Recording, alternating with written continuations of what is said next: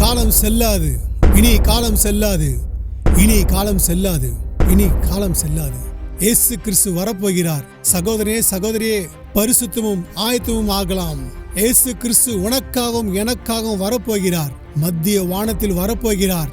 அதற்கு நாம் ஆயத்தமாகுவோம். அதில் கைவிடப்படுவோமானால் நம்முடைய கதி அதோ கதிதான்.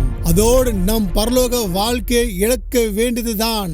ரகசிய வருகையில் கைவிடப்பட்டவர்கள் 7 வருடம் அந்தி கிறிஸ்துவின் ஆட்சியில் இருக்க வேண்டியது வரும். 7 வருடத்தில் 3 வருடங்கள் புறஜாதிகளுக்கும் 3 வருடங்கள் யூதர்களுக்கும் உபத்திரம் வரும். அன்பானவர்களே, வேதத்தில் சொல்லுகிறது, வெளிப்படுத்தின விசேஷம் 6ஆம் அதிகாரத்தில் 4 விதமான குதிரைகள் வருகிறது. ஒன்று வெள்ளை குதிரை, அதில்தான் அந்தி கிறிஸ்து வருவான்.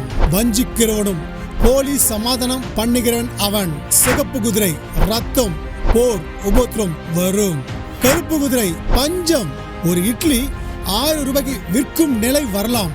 அது மட்டுமல்ல, 666 முத்திரை இல்லாமல் சோறு கிடையாது. அன்பானவர்களே, எச்சரிக்கிறேன், இது வரப்போகிறது. பச்சை குதிரை, மங்கின நிறமுள்ள குதிரை. கொள்ளை நோய், பஞ்சம், கொலை, இன்னும் அநேக உபத்திரங்கள் நடைபெறும். அன்பானவர்களே, அருமையான சகோதரர்களே, 6 முத்திரை வாங்கிவிட்டால் கண்டிப்பாக சொல்லுகிறேன், நரகம் நிச்சயம். இன்றே உண்மையாக மனம் திரும்பு, இல்லாவிட்டால் நரகம்தான் உனக்கு. இது எச்சரிப்பு செய்தி. மனம் திரும்பினால் பரலோகம், இல்லாவிட்டால் நரகம். சிந்தியுங்கள். கர்த்தர் தாமே உங்களை வழிநடத்துவாராக.